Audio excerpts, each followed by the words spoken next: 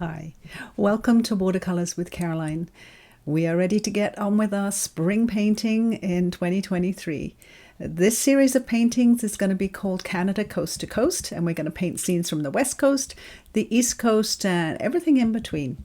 Today we're going to start off with one called Magenta Sunrise. This is based on a photo sent to me by a friend of a friend, Ken Burns, and it was taken in Pitt Meadows one morning when the sun rose, and it's just beautiful colors. You'll probably need a magenta paint to do this one, permanent rose, ultramarine blue, a little bit of yellow, and I want to do a nice wide format to get the whole scene in. I'm using Arches 140 pound cold pressed paper. It's 10 inches by 5 inches. So get your paint ready, get your paper ready, and let's get painting. So these are the colors we're going to be using for the project today. I think I've tried a couple of yellows and I really like the Naples Yellow for this composition. Also, we're going to use a little bit of the Azo Yellow to mix some of the colors and maybe just brighten up the sunrise. Permanent Rose, very pretty one to add in. Quinacridone Magenta is going to be our main color that we're using, and a lovely strong cool blue, Phthalo blue, will mix some of the lovely violets. Ultramarine Blue, a gentler granulating blue, can also use that one. And if you have trouble mixing a violet, you can use dioxazine violet or Windsor violet or something like that. I may use a little bit of that.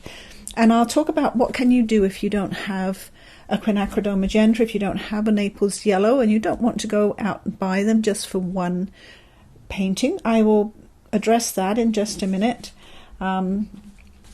Also, I will talk about how you could maybe mix something like a Naples Yellow. I looked up, this is a Winsor & Newton one, and I looked up, it has pigment brown 24 and pigment white 6 in it. Now, the white that's in it makes it more opaque, makes it a little bit chalky if you use it full strength. But if you dilute it with a lot of water, it makes a lovely sort of very light buttery yellow. So we'll look at trying to mix something if you don't have one and you don't want to buy one.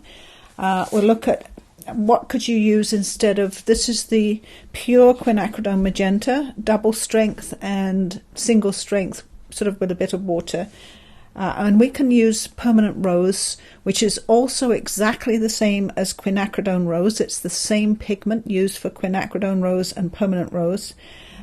You could use that, and you could mix one of these magentas if you don't want to go out and buy a tube of magenta. So don't feel you have to. And I'll also go over, we need some dark colors in this composition. The background mountains need to be very dark. It's sunrise, they're sort of silhouetted a little bit, and it makes everything else look beautiful and light if you have a really nice dark background color. So we've got to talk about how we're going to mix that and what do we want to see in the dark colors. Now, I've used, to save money, I've used cheap paper for all my mixing. I always do, but it doesn't give you a really accurate idea of how it's going to look on the Arches 140 pound or your good quality cotton paper. So you might want to have a little scrap of your cotton paper to do some mixing trials on. I just need to save a bit of money because I go through so much paper. This one is Fabriano 140 pound pulp paper. It's cold pressed, not very nice actually. The paint kind of sits on the top. It doesn't absorb in. You get lots of back runs and cauliflowers, so it's really only that good for doing this kind of thing where you're testing out the colors. These ones really got a lot of back runs when I tried to dilute them. This one is a little bit better. This is the Canson XL paper, 140 pounds pulp paper, but it does absorb the water better than this Fabriano student grade.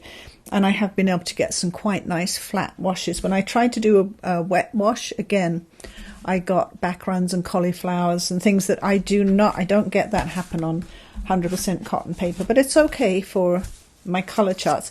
So first let's zoom in a little bit and let's look at mixing a Naples Yellow alternative. What could we try? So the first thing I want to try is a raw sienna. I don't have a white, so I'm going to try just diluting it with water. So I'm going to get some raw sienna.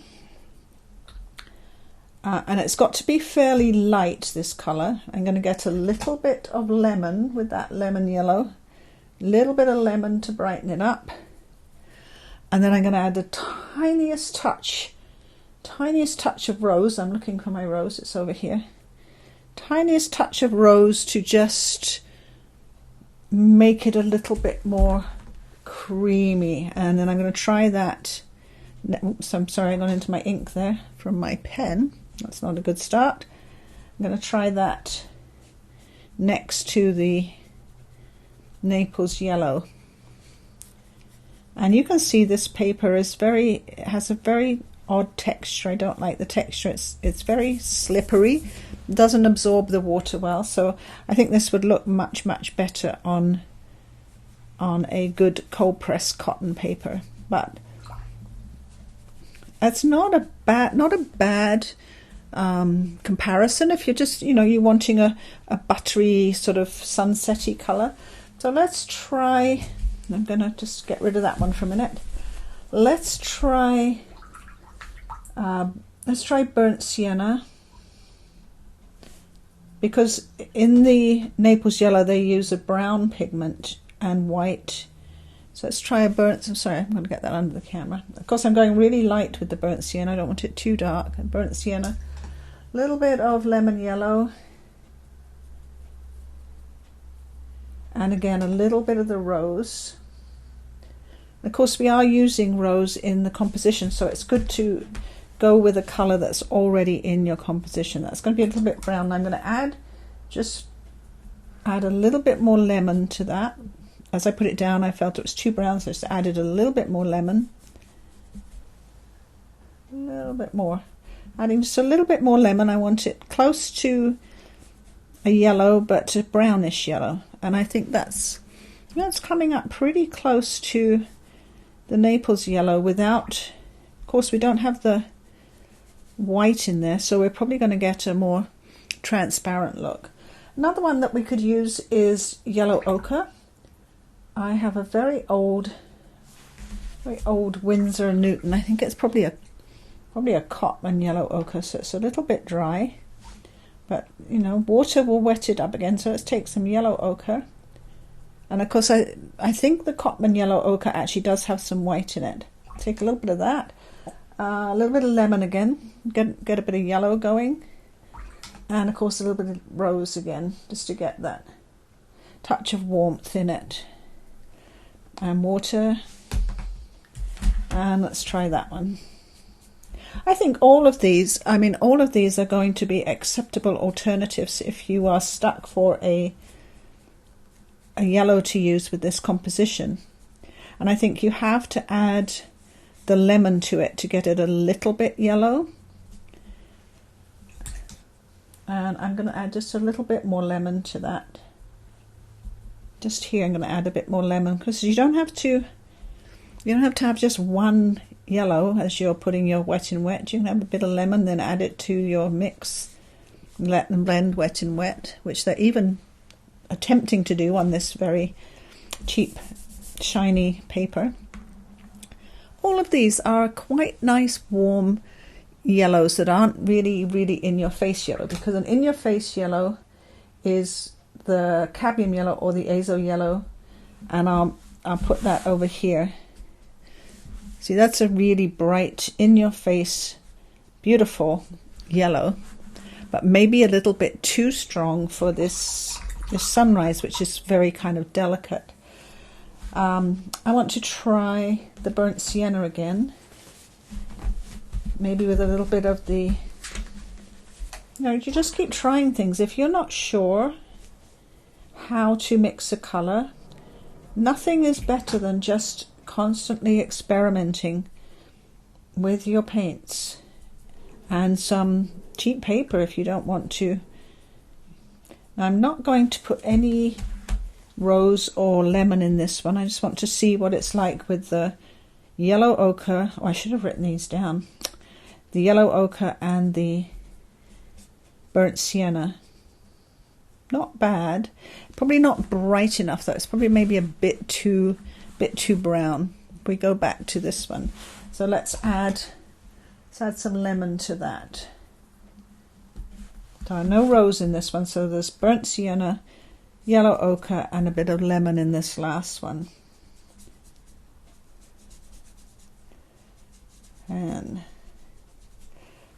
then we'll put lemon at the end here. This is lemon yellow. It's a very, very cool acidic yellow, very good for making bright greens. So I put that there. Well, we have a whole bunch of alternatives. So I haven't forgotten what I put in here yet. So I'll write them down, and I'll keep that as one of my samples.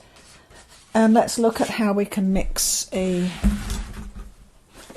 magenta if you don't want to buy a magenta. So magenta is a really great color actually to have, because you can mix all kinds of beautiful purples with a magenta. But permanent rose is very, very close. It's a cool pink, and magenta is a cool red. So if you have a permanent rose or something that's like a rose, quinacridone rose, you can mix it with ultramarine to just magenta it up a little bit. That will make it sort of granulate maybe a little bit. So if you want it much clearer, you can mix it with a phthalo blue.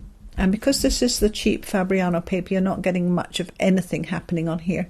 It's not great for doing all those sorts of things, but gives you an idea. Cobalt blue is like ultramarine blue, but a little bit softer. And some of the makes, I think my Winsor & Newton Cotman has white mixed with the ultramarine pigment to make a cobalt blue. So they've just taken an ultramarine pigment and mixed a bit of white in to make the cobalt blue.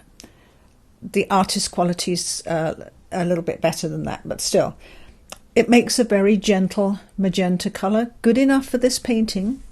Cerulean blue, a bit more of an opaque, but a cool blue, also makes a lovely magenta color.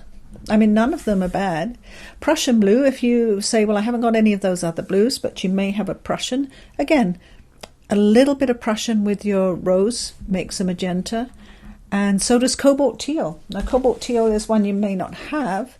This is my cobalt teal here. It's a very, very pretty color, but if you don't have these, it doesn't matter. I'm just giving you some alternatives. And this one is permanent rose with turquoise. Now, this turquoise I have here is a Van Gogh student quality turquoise, about $5.50 a tube. So if you have a turquoise, you could mix your rose with a turquoise and get a magenta. Look at all these perfectly acceptable alternatives.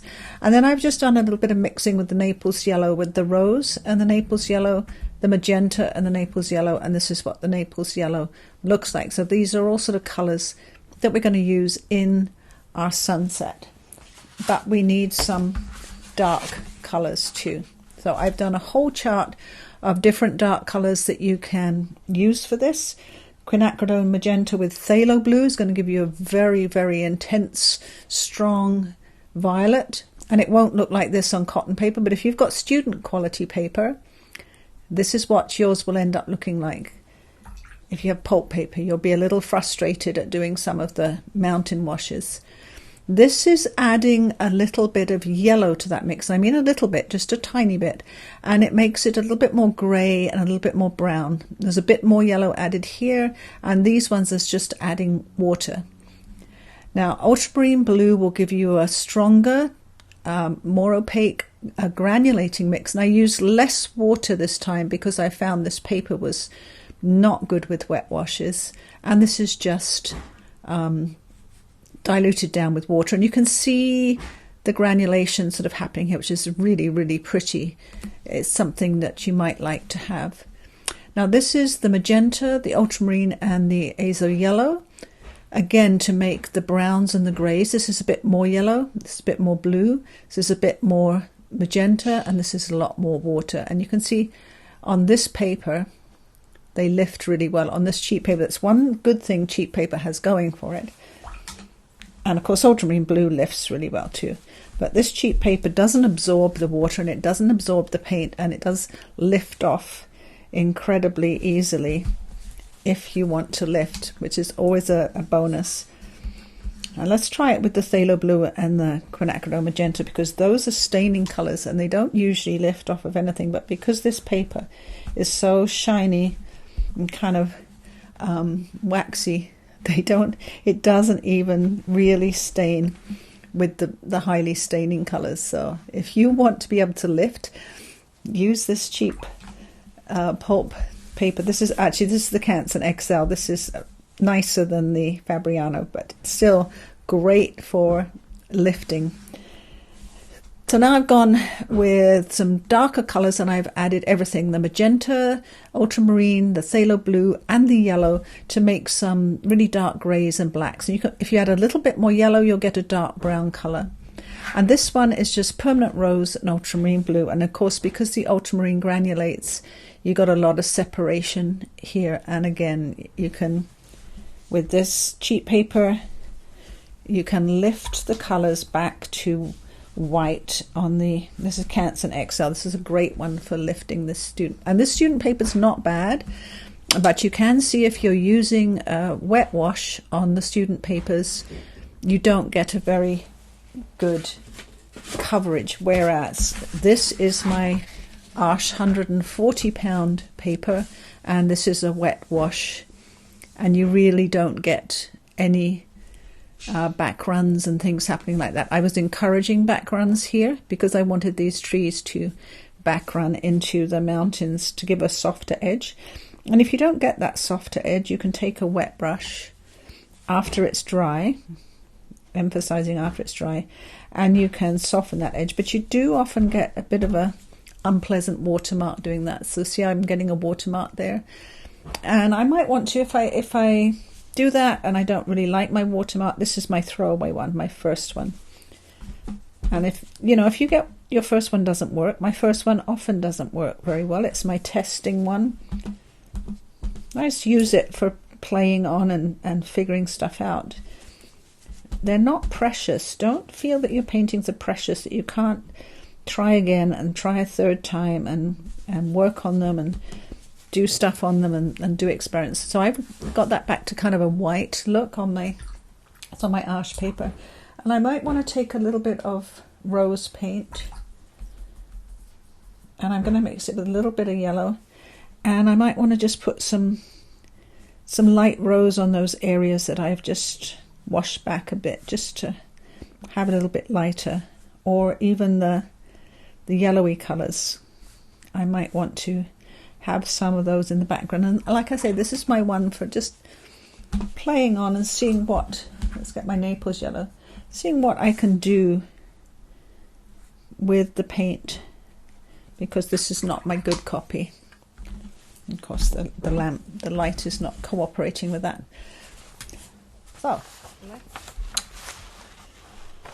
So for this project, which is called Magenta Sunrise, photo by Ken Burns, you're going to need magenta. And if you don't have a magenta, you could mix a permanent rose with some phthalo blue or maybe ultramarine blue to get a magenta. But if you can afford to get a tube of magenta, then that's a wonderful, wonderful start to this one. The first thing I want to do, because I'm going to do a lot of wet in wet, is I want to wet my paper up to give it time to absorb the water. And because mine is 100% cotton paper, it will absorb a lot of water. It's Arches 140 pound cold press, and I advise you to try and get a cotton paper if you can, because it does soak up the water beautifully and it will grab onto the paint really well and give you a much better look for wet in wet. The pulp papers tend to dry up quite quickly. Now you need to use a biggish brush and quite a bit of water, go back and forth and just tip your paper to make sure it's shiny and wet and ready to go. Now, while that's soaking in, the paper's absorbing the water, I want to mix my colour. And I like to use a cheap brush. This is a number 8, or you can use a number 10, just a tack-on brush. And that way you don't wear out your good brushes doing a lot of mixing. So let's look over here. Now there's a lot of different yellows you could use for this sunrise, but it's a very pale creamy yellow, and I'm going to try it with Naples Yellow. I don't use this color very often. I have a whole tube of it, and it's got white added to it, so it's kind of creamy and opaque, but if you add enough water to it you can make it translucent. I'm going to get that Naples Yellow ready. I'm going to get a little bit of Azo Yellow, my favorite from M. Graham. You could also use Cadmium Yellow, or Permanent Yellow is another one. It's quite bright. You know, I'm just going to have that there at the ready because I'm going to try out the Naples Yellow. I also, of course, want Magenta. My Magenta is by Quor Golden Paints Watercolor. Very, very beautiful. Tried a couple of different ones and I really like this one very much. Another of my favourite paints is M. Graham, made with honey, and they're very transparent and lovely. My favourite permanent rose, I've tried 4 different permanent roses. Winsor & Newton is my favourite, so that's what I have. This is the artist quality, very expensive, the artist quality one. And I also have over here the Cotman one. I can't see a difference. I tried painting with them. I tried 2 different paintings with them and I could not see a difference except for price. The big tube 21 milliliter Cotman cost me $7.99 and the 14 millimeter tube of the artist one cost me $34.99. So it's a big difference in price. Now, you can use a violet that you have, or you can mix a violet. These are 2 different ones here, and you can see this one's mixed with ultramarine, and you can see in my palette the ultramarine separating and granulating, and this one is mixed with phthalo blue. So I have used magenta as my base for both of them. So magenta was my base, and then phthalo blue will give you a lovely, lovely clear translucent violet. You can modify it by adding more blue or more magenta. And then I'm going to mix a darker one with the Ultramarine Blue, which of course will be a different one. The Ultramarine Blue is a much warmer blue. It granulates. It'll give a different look. I'm going to add quite a bit of blue to that one. It's going to be almost blue. I've got a few colours ready there. And the water I was using for that mixing is not going to be used for painting. That's going to go off to one side because I'm going to start with yellow, and I'm going to start with my number 10 brush. My water should have absorbed into my paper by now. Good amount of time for that to happen. So I'm going to get my Naples Yellow, and on my reference photo, the yellow comes streaking in from the right here and sort of across the sky, and it's all reflected in the water right here. So let's put that in the water first, down here. And all the colours that go on top can be put on later. I don't need to worry about those at this point. They can come much later in the painting. And like I say, the Naples Yellow does have white added to the mix, not by me, by the manufacturer. I didn't put any white in there to make it very light. So it can be a little bit opaque, so you have to make sure you put lots of water with it. So that's going to be our sunrise on the water. And then the yellow streaks in from the right hand side at a bit of an angle. Put the angle in there. It gives a lot of lovely movement to your painting to have the angle of the streaks coming in across the sky. And I'm going to add a little bit of yellow, my Azo Yellow. I just want a little bit of brightness breaking through, and a little bit of brightness in the water. I've never ever used, I bought Naples Yellow and I've never used it before because I'm not a big fan of paints that are a little bit opaque or chalky, so I've kind of avoided it. Time to try it out, I think. The next colour I want to put in is the Permanent Rose. And I want some coming in across here a little bit. Have to be careful it's not too intense. I just dabbed a little bit off on my towel, which you can't see right now, but I did. And what you have to be very careful of is don't lose your yellow. Don't use so much pink or purple or violet or magenta that your yellow disappears. You ought to be a little bit disciplined about that. We have a lot of trees back here that look very pinky and magenta-ish. We're not going to do any definition on them right now because it's just wet and wet. We're just putting in a little bit of a band of, that was my Permanent Rose. I'm going to go into my magenta, and again I'm just tapping a little bit off on my towel so it's not too garish. I'm going to add a little bit of violet there in a minute, but I'm going to put that there for the moment. And remember, if you're a little bit timid on the first go, and I am feeling a little bit timid here, I don't want to be overdoing this, you can do a second go over when this is dry to put a few more deep colours in. And the reason I'm being a little bit timid is I don't want to lose some of my lights, because if I lose the lights in the painting, then it really doesn't have much life to it.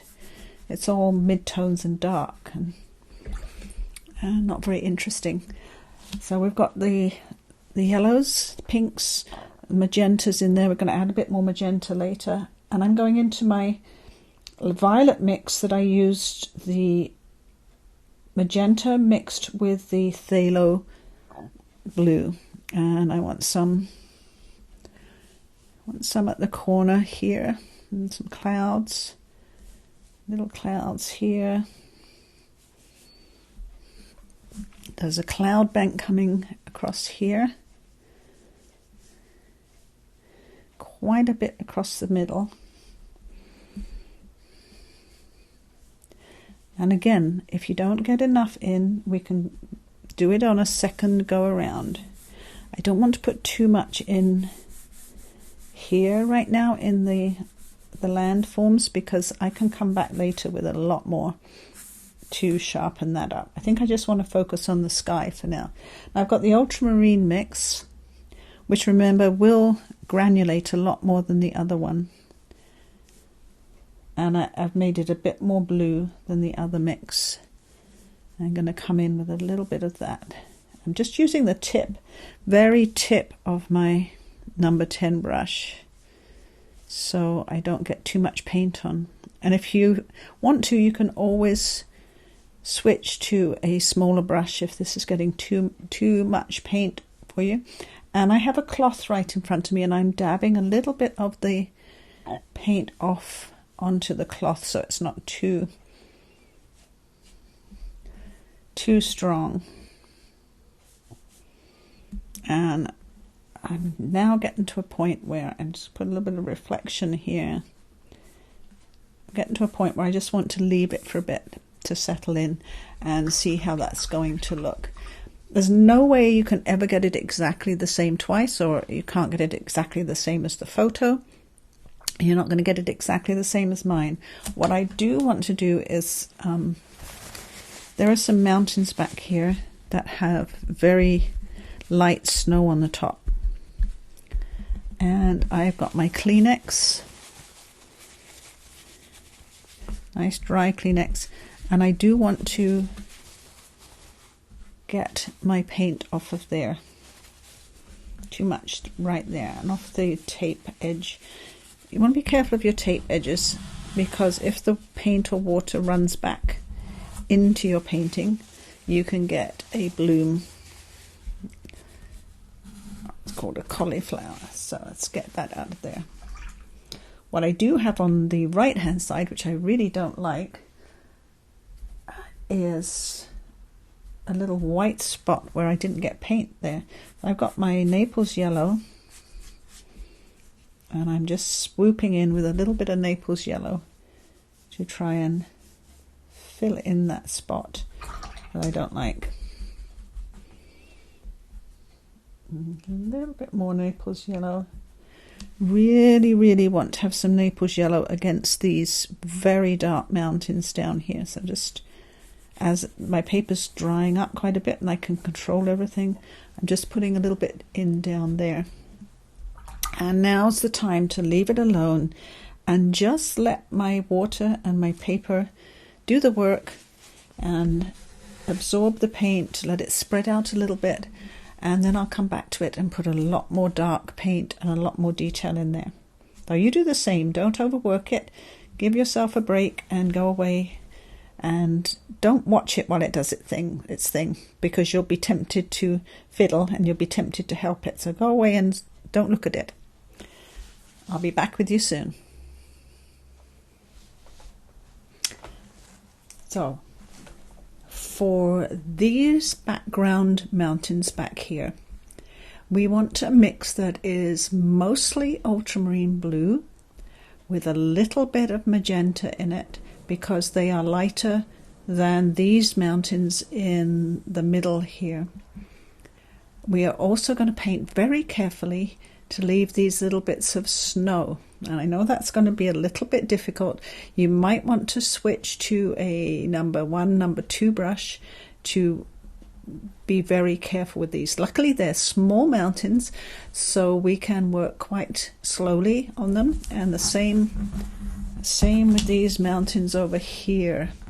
We've got the pink snow on the top, and then the ultramarine sort of shadows down here. So we're going to be very careful with those, and a small brush. But I want to use, always for mixing, if I remember, don't always remember, I want to use one of my cheap bigger brushes to mix my paint first, and then switch to one of my good brushes. And I'm going to have my number 2 silver black velvet ready for those mountains in the background. So I want to start with my ultramarine blue.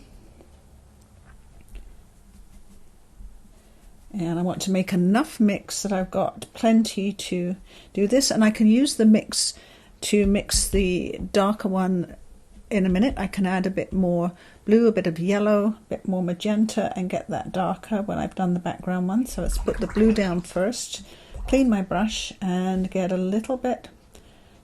Now the magenta is very strong, so we want to go gently, a little bit at a time, until we get it just right. We don't want it too magenta-y, because we're going to go really magenta with the foreground, so we want a bit of contrast. If we have everything too purple and magenta, it'll be overwhelming. So I think we've got that to a stage here where it's maybe a little bit more. It's a little bit magenta, but still got a lot of the ultramarine blue in that. And it's very good to have a little bit of paper and just test. And you can hold your paper close, like I could even test close to the edge here, look. Hold it close to my mountains and see. Now I'm holding it close, and I think I still might need a little bit more ultramarine blue in that. I'm going to put a bit more ultramarine blue back in. And to lighten anything up in watercolour, you add a little bit of water. Not to all of it, I'm just adding water to this corner because I might want some darker blue later. So let's go into my, I'm going to have my number 2 and my number 4 brush ready, because I'm going to have some small detail and some large detail. And I want my picture right in front of me so I can actually observe, where does this snow go? What direction does it go? Let's zoom in a little bit. It's mostly going in a downward diagonal pattern. Quite a lot of white snow next to the dark edge here, and a big patch here. And look at the edge of this mountain here. It's sort of glowing pink against the sunrise. So we want to have that effect in there too. So I need to get a little bit of rose ready. get my mountains in front of you, and I'm going to get a little bit of rose ready for putting on the sunrise color on the edge of the mountain. I have that all ready to go, and don't have my paint too close to my paper or I might make a mess. I'm good at mess, really good at mess. And reference photo in front of me, and I'm actually going to start with my number 4 brush, because I'm going to start on the darker part of the mountain, which is over here. And to get the lovely crisp edge, the paper has to be perfectly dry, and I lift my brush up so that I'm just using the point for that crisp edge. And then we're coming up to the top here, the golden ears, mountains in Pitt Meadows. And then I'm going to switch to my number 2 brush and keep the other one in my other hand ready in case I need it. And this is where I'm going to really work on the detail of the snow drifts. And I want to remember that they're coming down at that kind of angle sometimes, and I've watered down a little bit of my paint on this smaller brush so it's lighter because I've watered it down. And I'm going to leave patches of, and I'm working slowly now, leaving patches of snow coming down the mountain. I'm going to keep looking at my reference photo, looking at how does that look.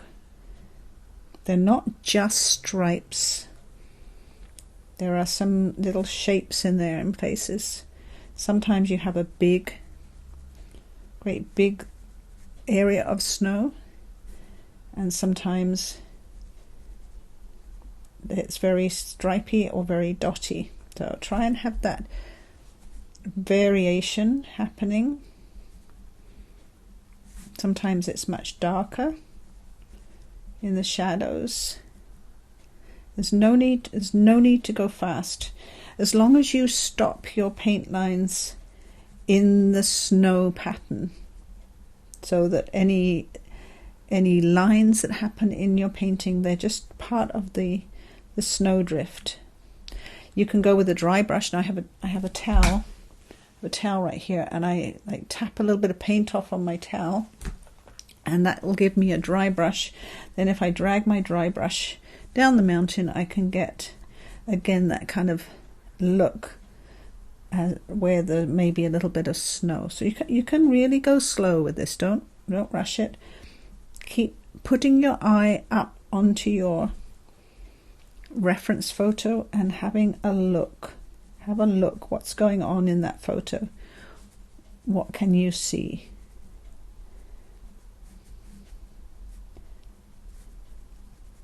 And I'm gonna get just a tiny bit more blue in the mix. Just grabs a bit more blue. And just up here is a bit darker. There's not so much snow showing, and that just could be because it's in shadow, or it could be because there's not as much snow there. Who knows? And I'm going to come down here. There's another mountain in front of that. Now I want a little bit of a pink glow on the edge of that mountain, so I'm going to get a clean brush, permanent rose, and I'm going to drop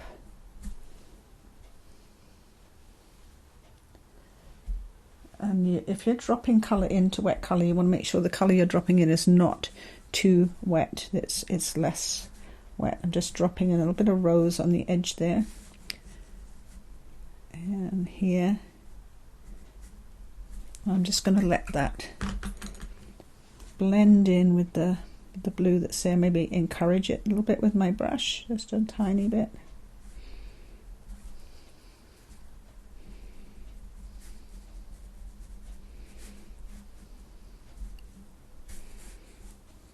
I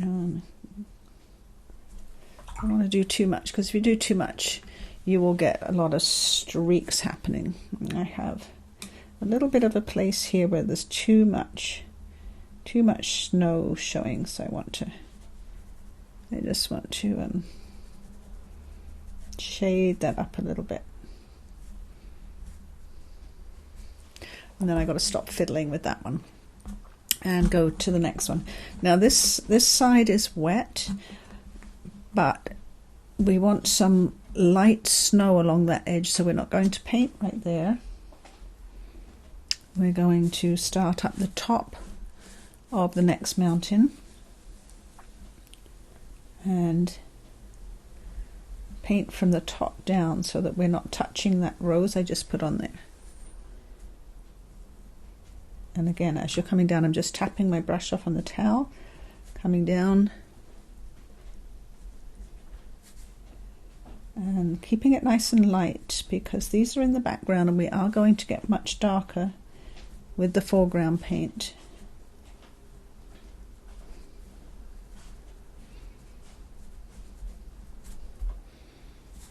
There's a lovely pink edge behind this one too. Quite a lot of snow. I'm tapping my brush off on the towel again to get a bit of a dry brush. I want a little bit of the rose. Just got a little bit of the rose on my brush. Put that on this side, reflecting the beautiful sunrise right here.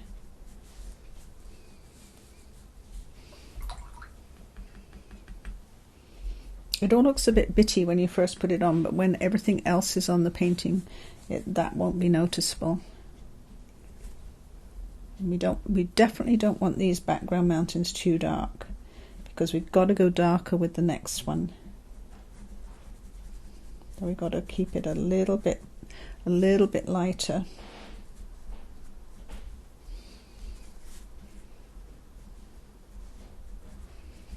And see how like slowly I'm going. As long as I keep that snow pattern happening with my brush strokes, it doesn't matter if I stop and start, if I let it dry, as long as I have that all working in there, it's good.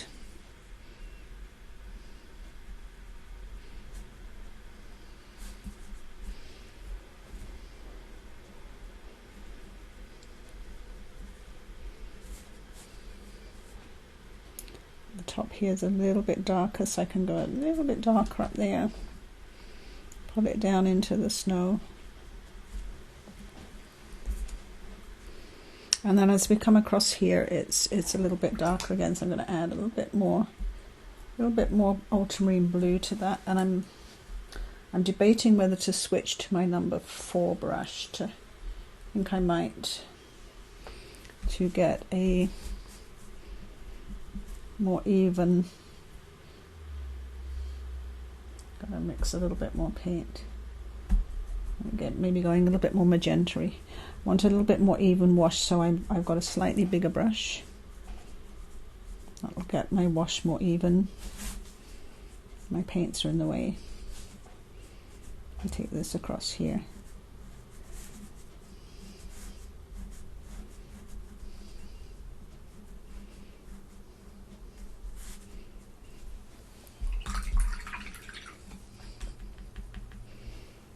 And I'm just following how the photograph looks. So we've got that background mountain in. It is a little bit more white than the photograph, but if we don't go fairly white with the painting, we're just going to lose that lightness that's over there. So we have to kind of take it easy on, you know, if you stain that with a bit of rose or something first, you're probably going to get it way too rosy. Now we're going to work on these ones over here, which are even lighter on the top, so we're really going to have to, and the mix is a little bit pinker, so I'm going to add some rose to my mix and really, see it here, add a bit of rose, and I'm really going to water it down. Definitely want my number 2 brush here.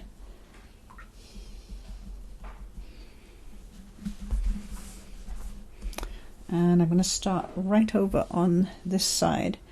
And what you see on this side is you see a little bit of shadow on the left side of the mountain, and quite a lot of snow on the right.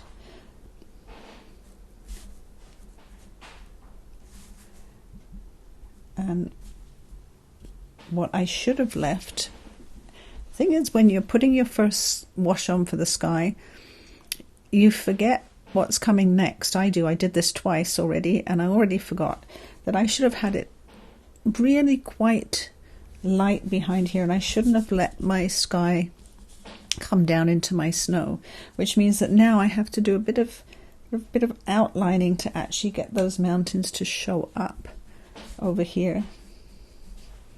And again, tapping my brush on my towel so that I can drag down a dry brush to get that snow look. And I'm going to have to use my point of my brush to just show the tips of the mountains here. Dry brush dragging down for the snow. And subtle, subtle, subtle. Slow, slow, slow. You don't have to go fast. A little bit of dark here. This one crosses over. A lot of light up here, a lot of snow up here. A little bit of shadow here. Some shadow coming down here. We're going to have a dark mountain against this light here, so we want to leave this quite light. And we can overemphasize the light just so we have the drama. And there's some snow coming kind of down here. See, I can drag that very dry brush that I've dried off on the towel, very little paint on it. I can drag it sideways, and I can get that snowy look coming down the mountain. Now I'm going to get the tiniest bit of watery blue on my brush. Just a tiny bit, a little bit of shadow here. Such a little bit of blue on my brush there. Now, the mountains that come down further are a little bit more blue, so get my bigger brush and add a little bit more ultramarine blue to the mix, less water. Get my number 4 brush, so I've got a bigger brush for doing this part. As it comes down here, I still need a bit more blue. Add a bit more blue. As it comes down here,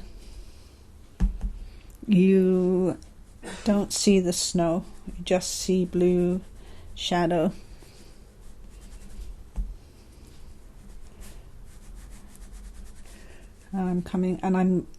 Now what I've got to pay attention to is I have some trees in the foreground that are dry here, and I have to do some negative painting around them. They are just here in the foreground, so I've got to pay attention to that as well, and not just the mountains.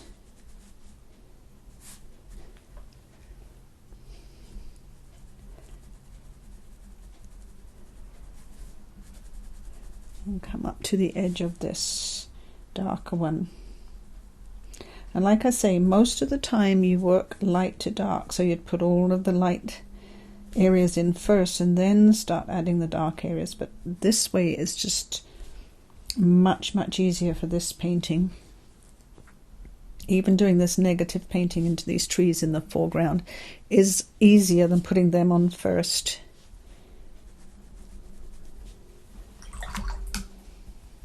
Because now you can see if your foreground trees are too light or too dark, or what they need in adjustment compared to the colours in the background. I'm going to add a little bit more. Now I've got the darker tones on, I'm going to add a little bit more in the way of dark shadows to the mountains here and there, just to give them some dimension.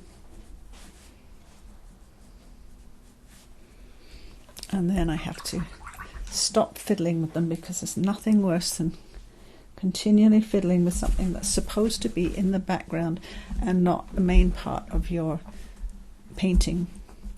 Now, I don't want to do this dark mountain until these two are dry, otherwise my dark paint is all going to flood into my light paint. So this is a point where I can stop doing the dark painting and I can pay attention to the foreground and start putting a little bit of the darker lines in the foreground. Now I have my photo here, and you can see along the edge of the bank of where the water is, it's very dark, and just here, and there are some like dark blue shadows under the trees. So what I just want to do right now is put some of these dark lines in on the bank, and I want my magenta. I'm going to have my magenta here, and I'm going to mix it with my phthalo blue to get a really nice dark magenta color. Thin brush, and the first dark lines I want to put in is just like right here, just the tip of my thin brush. You can use the thinnest brush you've got here, and put these edges in here. Go carefully, whatever you do, go carefully. And remember, the detail doesn't come in till the very last. I'm going to add a little bit more magenta to that, make it a little bit more rosy. And I'm going to put these lines in. There's a line along here. The dark edges along these banks will, the reflection, they will make the light water look much lighter. Any time you put a lovely intense dark in, makes the lights look light. Now the magenta sort of color comes on the shadow side, and then the top side of these is more blue, so we'll pick up the shadow side here.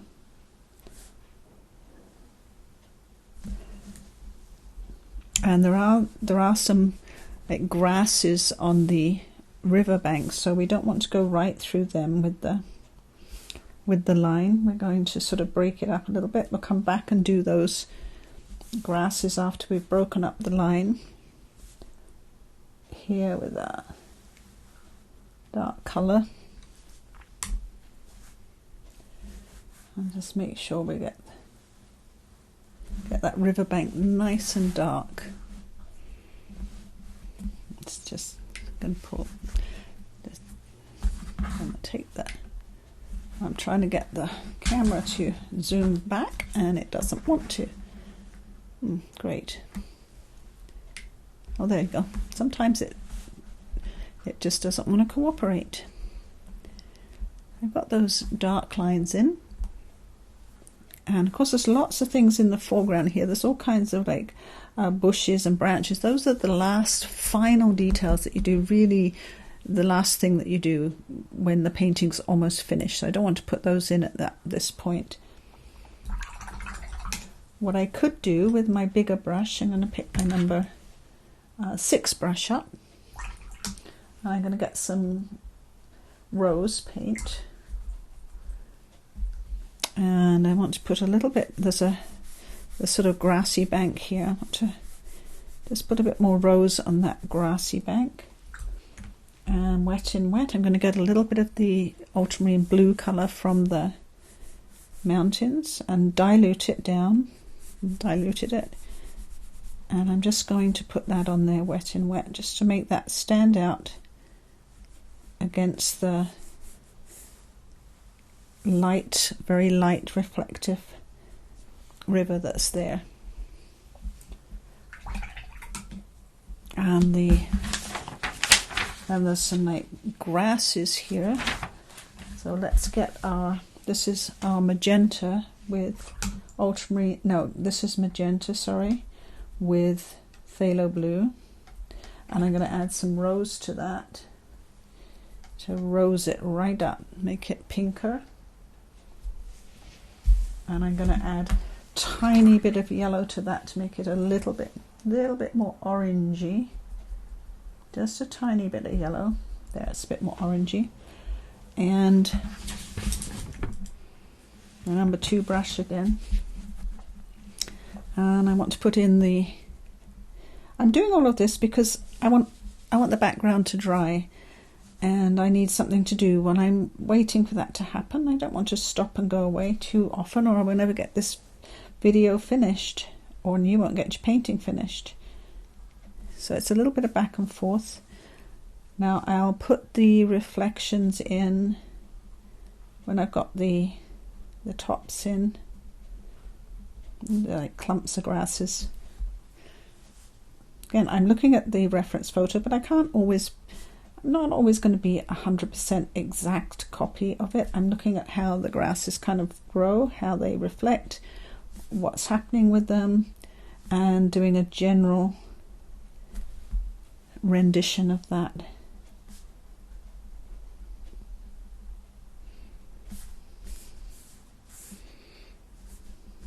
So these are all sort of sticking up along the bank. There's a bit of that colour coming along the edge of the bank.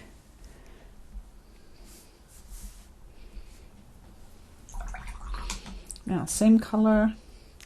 I'm going to take the reflections down, repeat the shape. That's a little bit here actually, and look at the photo. It's good you get to look at the photo twice. And if you want to make this a little bit more reflective, you can just drag a wet brush back and forth. And zoom in again. This camera is just testing my patience. You can drag your brush back and forth through there's a little bit of red sunrise reflecting here in a horizontal pattern, because water always finds the horizontal. So if you put horizontal lines, it will look like water. I'm getting those reflections on. A little bit of water on my brush, just a little bit, and drag it back and forth through those. And there's actually some reflections from the trees happening here. And there's some reflections from some trees happening here.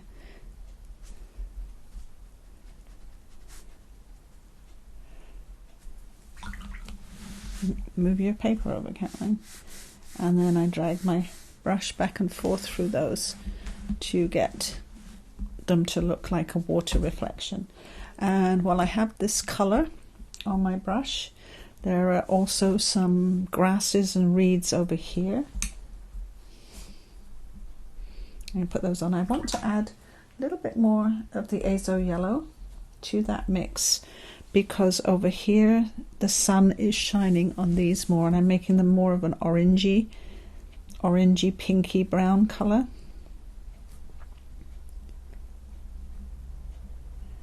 And I find to mix these kinds of colours I need the Azo Yellow and not the Naples to mix the browns and the oranges. It's more useful.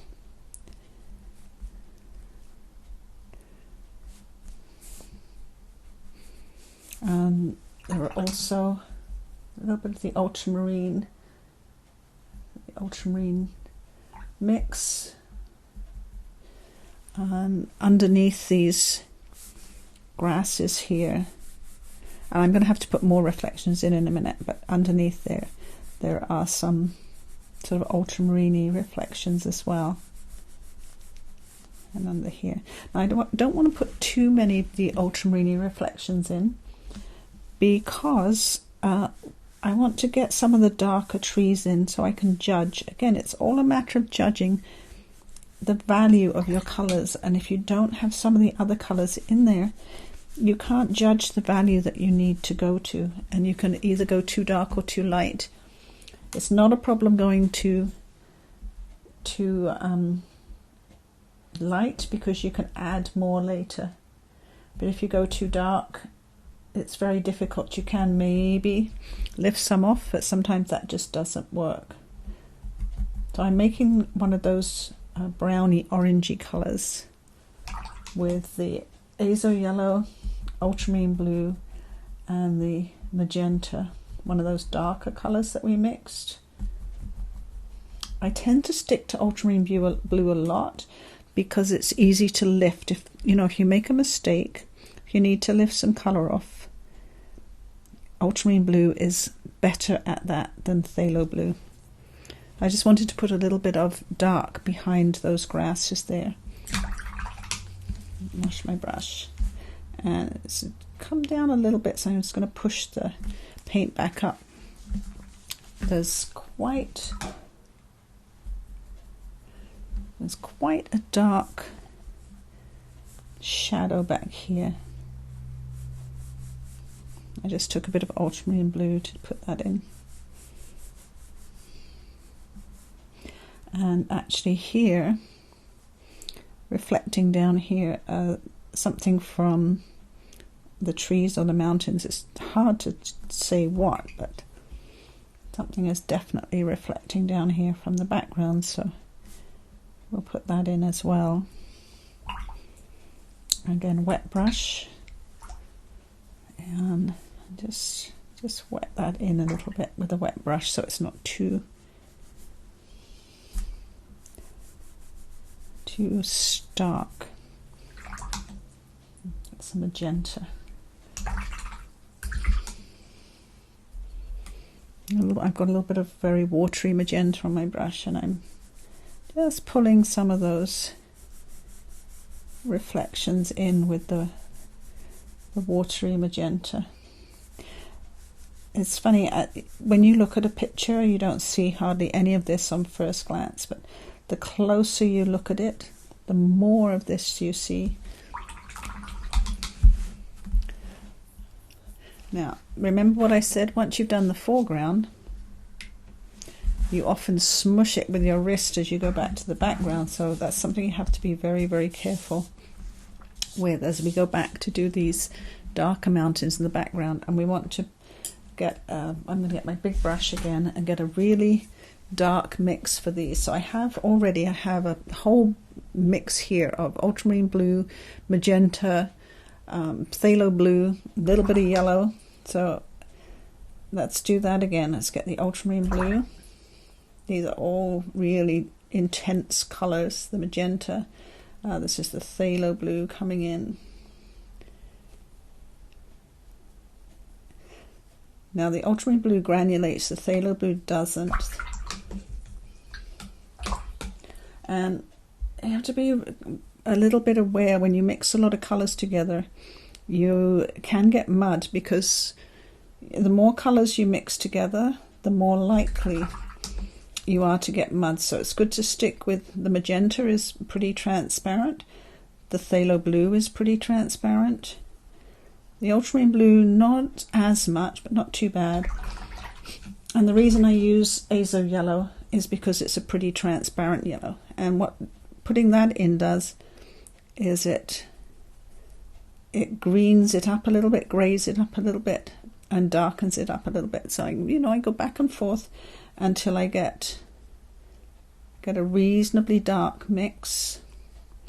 And the yellow makes it a bit more grey, so it's slightly different to the background mountains. And I'm going to put this here, and I'm going to try it out. And it's pretty close. I think I might still want a tiny bit of yellow in it to get it just a little bit more grey. Put a bit more in. Sometimes it looks a bit too greeny grey when you put it in, but now I'm going to switch to my number 8. No, I'm dithering. Number 6 brush maybe. I'll start with the 6. If I feel like I have to change to the 8, I will, but we'll see. And I always start, I'm right-handed, so I start over on the left so I don't smush anything with my hand as I paint. And we want to be aware that the trees in the middle ground here need negative painting around them. And there are some very tall, like poplar trees in there, so you've got to go around those too. And load your brush up with paint. Now this is where you can't do this on that cheap paper. It just doesn't happen. These lovely flat washes. The paint sits on top of that shiny cheap paper, and you get backruns. It dries too quickly. It doesn't absorb the water. It's horrible. Okay for fairly dry painting. Okay for testing colors. But oh god, it's horrible for doing these lovely flat washes. But one thing you must keep doing is you must go and load your brush every few seconds. Really load it up. It's like dipping an ink pen, like every few strokes of lettering with an ink pen, you have to go in and dip, get more ink.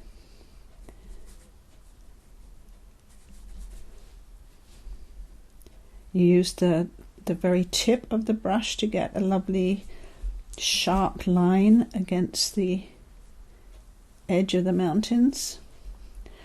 And then you push your brush right down and you use what's called the belly of the brush to get the paint down on the paper in a lovely strong mix. I'm going to add a little bit of ultramarine blue to the mix as I'm going. And this is when I use my good brush to mix, when I just pick up a little bit more pigment and just adjust the mix a bit. I can't switch to another brush to do that. It would take too long. My paint would dry, my wash would be ugly, everything would be wrong with it if I stopped to pick up a different brush. And I'm going to do both of these at once. My first one I didn't like because I did them separate and I got a horrible line between the two. So I want to do them together. They are separate mountain ranges, but we're going to do them all at once so we don't get an ugly line between them. I am letting the paint run out a little bit more so it's a little bit lighter on the background there. And if I keep my paint nice and wet, I have time to, you want me to zoom in a little bit? Zoom in a little bit. Make sure I'm in camera. If my paint is good and wet and I keep picking up paint, then I have time to work slowly around these middle ground trees, the negative painting. Don't ever see this over here is starting to dry. Try not to let that happen. You've got to try and keep working into wet paint. Otherwise you're going to get a big line. There. So I got to get in there fairly quickly before, because I can see that's drying there, where I actually did a drier paint line because I wanted it to be slightly lighter.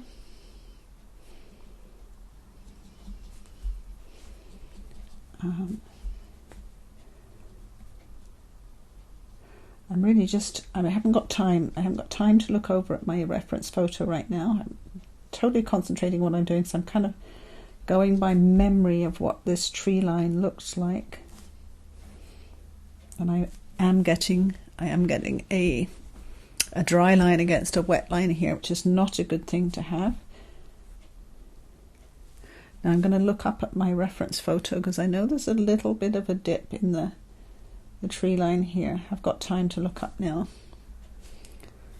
And I think I've got all the dips in basically sort of around the right places. They look okay. Phew, now that was a marathon, but look, it's still fairly wet over here. That's because it's cotton paper. It's absorbed all the water, it's absorbed the paint.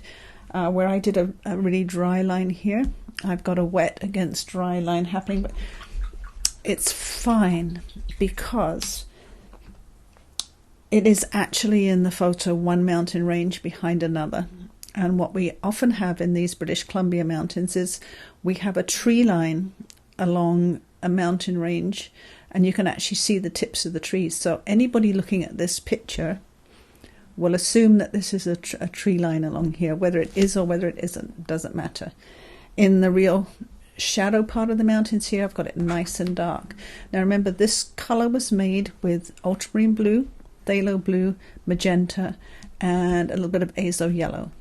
So 4 colors, but 3 of them were pretty good, intense, transparent, single pigment colors. So I haven't got mud. I have got a nice, dark, dramatic mountain range. And if we look at the reference photo, which is not as dark as it is in real life because it's printed on copy paper, it is pretty dark. And that will make anything we put in the foreground look more dramatic. Now I need to put pinker trees in here. I need to put some detail in the foreground, but I don't want to mess with this wash that I've just put on. So I'm going to stop for a little bit and let that dry, and you can catch up, and then I'll come back with you soon. All right, all of this is now dry, and we have to address these trees in the middle ground here. And if you see them, they are a sort of an orangey, pinkish, magenta color, and some of the other trees are more of a brownish magenta color. So I've mixed up a few mixes, some with magenta and yellow, and some with magenta and yellow and phthalo blue to make it a bit more of a brownish color. The yellow takes the purple down to a more brown color, because these are definitely not purple, and they're not very blue if you look at the other blues in the pictures. So and we definitely need to have something more than the pale colors in the middle ground here. So I have a few mixes, and this again is where you sort of start light to dark. Now I'm looking along this range here, and they're pretty rosy along here. So I have some Quinacridone Rose or Permanent Rose ready. I'm going to go with my number 6 brush, and I'm going to just take my pure Permanent Rose for now.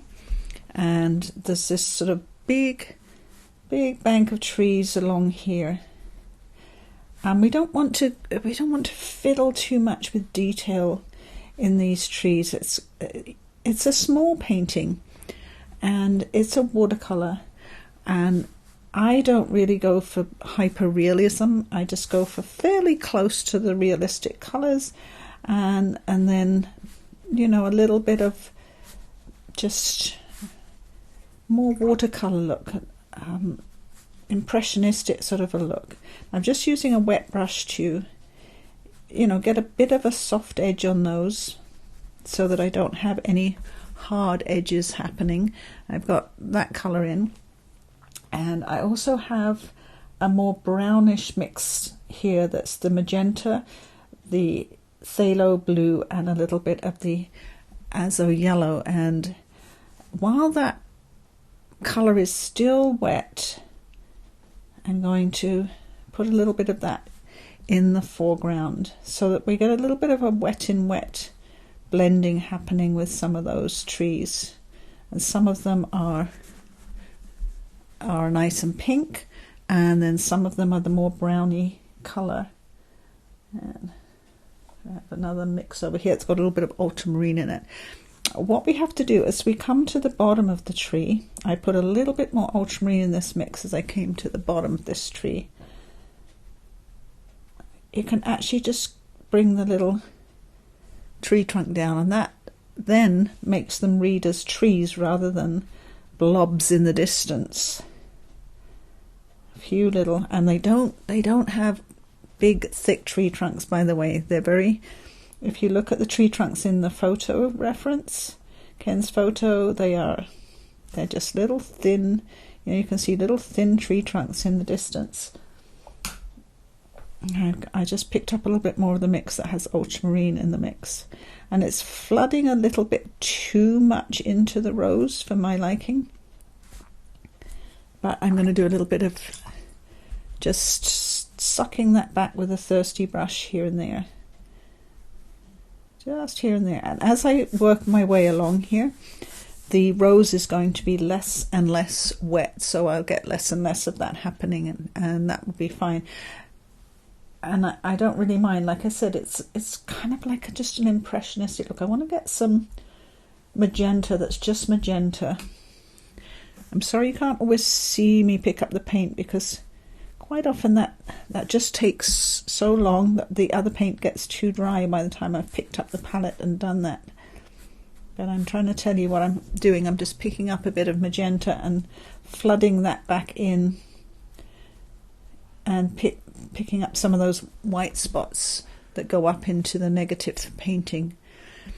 Now, if this was a bigger picture, if I was doing this on, say, half a sheet of watercolor paper, I would have a lot more room to work wet in wet, and to work these two colors wet in wet, so that the trees kind of blended softly into the mountains. But that requires more space to work, more time and more skill, and I'm trying to make this, you know, pretty simple for us to do in a 2-hour lesson. So I have to sacrifice some things to make it a little bit easier and a little bit more doable in a lesson.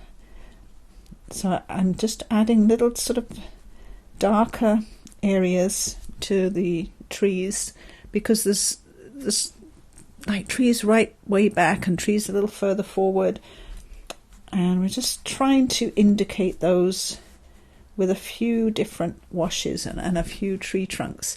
We're also going to come along and put some colour underneath them when they're done, but we want to get the trees in first.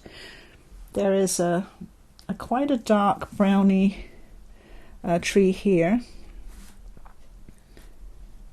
quite a big tree, and it's kind of nice that the tops blend into that wet paint, because it makes them a little bit fuzzy. And this is a closer tree. I've got to get my reference photo, sorry, I've got to pull it in front of me here.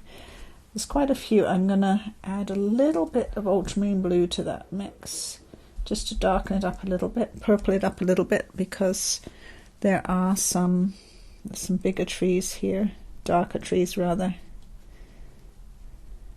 Let's get those in. Sorry if I stop talking, it's because I'm really concentrating on what I'm doing, and sometimes I lose the ability to speak when I'm doing that, when I'm concentrating, trying to make sure I get a few trees in the foreground, a few trees in the background, and I get them all in the right places. Right. I'm looking at my reference photo, and I think there's another big tree back here. I added a little bit more magenta to this as I picked up this bit of paint. I just put a little bit more magenta in there, so I'm switching it up each time that I pick up the paint. Now I'm going back to the rose, just the rose on its own. And what I should have done here, I should have had more of a straight line where they're in the distance, so I'm just putting that in now, putting more of a straight line for those trees in the distance there. And of course there's some bigger trees in front of them right there.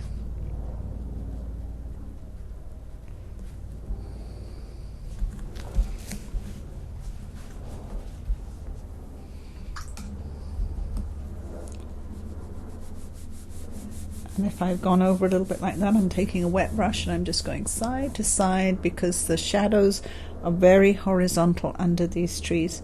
Right here there's a sort of a bank of browny trees again, and then there's some pinky trees over here.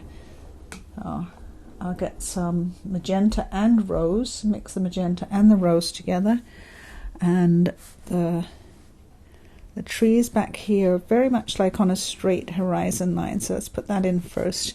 And you do see their tree trunks coming past that, but I'm going to put them in first. There will be trees in front, don't worry. A little bit more magenta. And magenta is so pretty in this, it's a very pretty colour. so nice to have different colors in your painting anyway. Getting a little bit of dark paint, and there's some tree trunks from these trees, so people know that there are trees in the background. The tree trunks make all the difference. Right, now coming over to the left here, they are more brown, so I want to have a little bit more of the orange and the orangey color and the blue. Ultramarine's a good one. It's just a good mixing blue. I find the phthalo blue is lovely too, but it's just a bit too strong sometimes. It's very hard to get a more subtle mix with it because it's so strong. And I want to put some of those more browny colored trees over here. I don't want them too brown. I'm going to add a little bit more magenta to that because I don't want it too brown.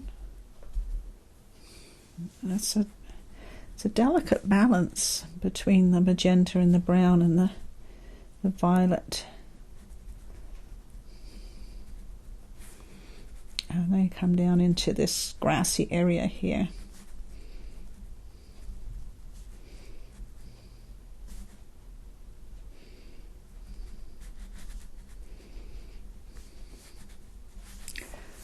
And take a little bit of that dark colour for the edge here, and there's then some reflections in the water of those trees.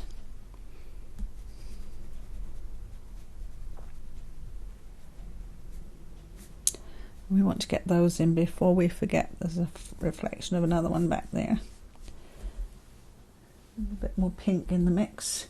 So each time I kind of pick up a little bit of paint, I just change the mix up a little bit. This one's a little bit more pinks, closer to the sun, the morning sun coming up.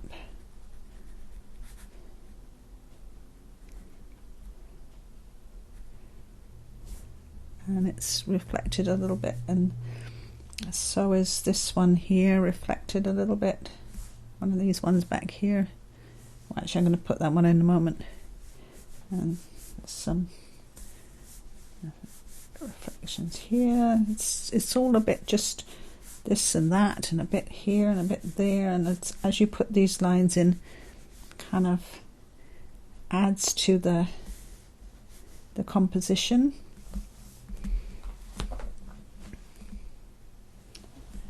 There are now going to be trees in front of these other trees, so I will be putting those in a short while. What we can do, let's go back to this side, we can start to put some of the shadows in. Now they're largely just ultramarine blue, and we don't want to go too dark because I'm not sure if this was like a snowy morning. It wasn't long ago. It might have been a little bit snowy. So I've diluted down some ultramarine blue. I've still got my number 6 brush, and we want to go kind of horizontal strokes. And I think this is a golf, I'm not sure. I think it's a golf course, so there's kind of like, it goes up and down a bit. Goes bluer in the distance. And there's some shadows from these areas. I want to keep it very easy and light. It's quite blue over here, quite dark behind here. Oh, I'm sorry again, my painting's too long. I keep forgetting I gotta move it over.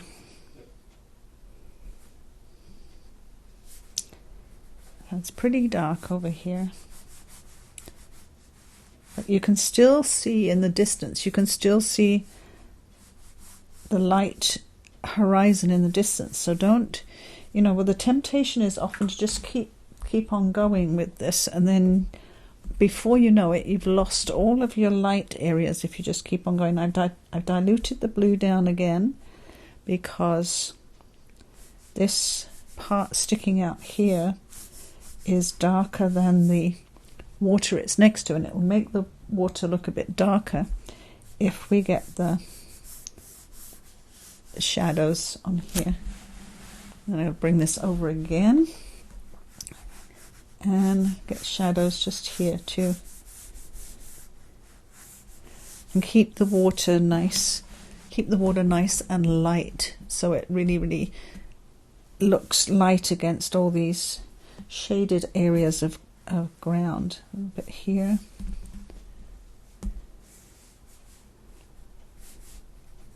And again, I don't want to overdo it. Like, it's so easy to suddenly have put on too much paint, and that's just disastrous.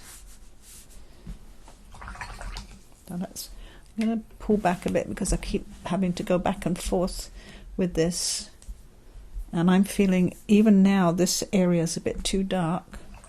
So what I want to do is get a Kleenex, clean Kleenex, and I just want to pull it along there and lighten that up a little bit. Don't forget your Kleenex is your friend with watercolor, not paper towel. Paper towel's too rough and hard, and it can leave texture in it. But Kleenex is lovely and soft and absorbent, so this just works perfectly. Now we've got a few more dark trees to put in the foreground, and then I don't want to do too much else to this because otherwise it's going to be too overdone. I do think I'm going to get the magenta and a little bit of rose for, again, the ground here. And I'm going to pull that horizontally across here because it is quite pinky and magenta-y in the photograph. So but I like to do these things in stages so that I don't go too dark. And put that on. And what I could do while that's all kind of blending in is I'm going to get this is my Princeton Rigger. It's a 2/0 liner, script liner brush, and I would like to put those branches in the foreground here while my river is dry, and I can use my thin brush to put in some of these lovely thin bushes. They're just, winter, no leaves on these bushes here, and I can pull up from the bottom of the picture and put some texture and color in here. I kind of like these bushes that are in the foreground. They're rather lovely. They're very tangled, of course, so I'm going to have to do quite a few brush strokes.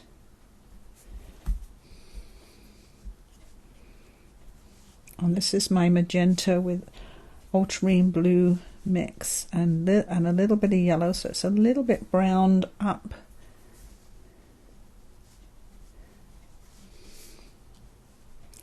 And of course, if you don't have magenta, you can use rose with ultramarine blue and a little bit of yellow. You'll still get a very similar effect. Let's go a little bit darker with these in here too. And this is the stage of the painting where you can really just start to put in the little detail.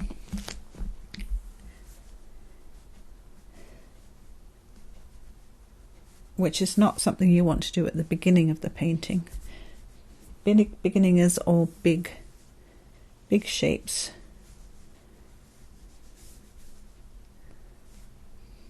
I'm being pretty just impressionistic with this, not being too. A few tree trunks, and this brush is actually a better one for putting in the tree trunks because it's tiny. Got a big water blob over here, so I might need to put another tree in there at some point. So another way I can do a bit of these bushes in the front is a dry brush look. I have over here I have where is it? I had a more stubby little dry brush. Here it is. have a very stubby little dry brush, and if I get some paint on that and dab a bit off on my towel, I can sort of tap that stubby little dry brush on here and make it look more like a lot of branches. Because if I do too many just little lines, it doesn't look very effective. Put those in. This is always good for doing like the tops of trees, you know, where there's lots and lots of dead branches. Just a dry brush look. And even like the tops of these trees, if you wanted, I'm just experimenting, if you wanted to have kind of a brushy look to some of these trees that's not so outlined, you can take, especially on the shadow side of them, take a brush like this and just put a bit of dry brush on there. Even these grasses over here are very textured. A bit on there. Don't overdo it. Oh my goodness, it's so easy to overdo things. So we just have a little bit left to do. I want a few of the darker trees in the foreground here. I think the background should be dry enough for those. Grab my number 4 brush now, and I'm running out of dark mix. I've got a sort of a brownie mix I've made here with the yellow and the magenta and the ultramarine blue. So let's grab a bit more magenta, a bit more yellow, and a bit more ultramarine blue. And go back a little bit more magenta. It's so hard to get it just right. You have to go back and forth a little bit, get it just right. I think that'll do. Water it down just a little bit. Yeah, that'll do. And there are a few more foreground trees in this picture. So again, I dabbed, and I want a smaller brush. I'm in my number 4, and I'm going to go back to my number 2, I think. I don't want these to be too big, and a bit of water, and I'm also dabbing my brush off on my towel so I've got a bit more control. We have to put a few more trees in the foreground here. Add a little bit more, a tiny bit more ultramarine to that mix, just a touch, just to darken it up a little bit. They're quite dark, these foreground trees. Don't forget the tree trunk.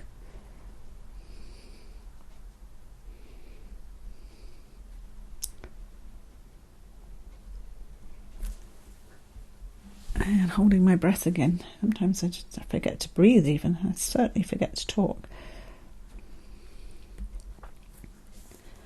And actually along the ground under some of those trees, it's there is some like magenta-y, pinkish shadow.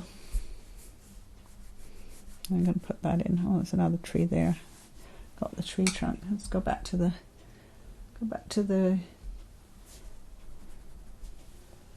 that's a little bit too light. I was going back to the permanent rose, but it's a little bit too light. I need to go back into the dark mix a little bit.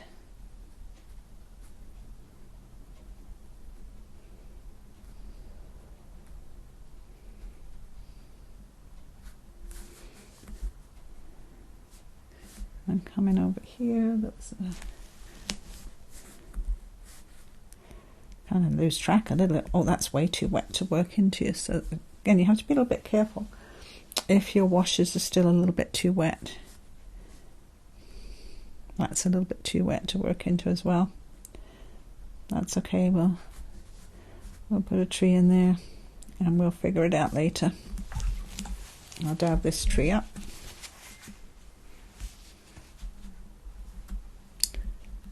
And what I don't like about these 3 trees here is they're all the same height, but they are all the same height in the photo. So I've copied the photo, and I never like things that are the same height. There's not much I can do about that now. We're just going to have to go with it. And if it is a golf course, like I'm pretty sure it is. They're probably all pruned, so a little bit more, you know, taken care of than wild trees. And I'm in great danger of overworking all these trees now, rather than leaving them very impressionistic. And I think I might have a couple more details to work on when this is all dry, especially where I've made a big mess here. I'm going to actually just take that out with my Kleenex and work on that when it's dry. Take a little bit of those trees off too. I want to work on those when everything's more dry. And then we're just about finished, so I will come back when it's all dry and I've taken it off of the coroplast board, and we're just about done. So thank you for joining me. I'll show you what it looks like in a minute when it's dry, and I hope yours turn out well. And don't worry if you have to try it a couple of times. I always do. I've been doing it a long time. So thanks for joining me, everybody.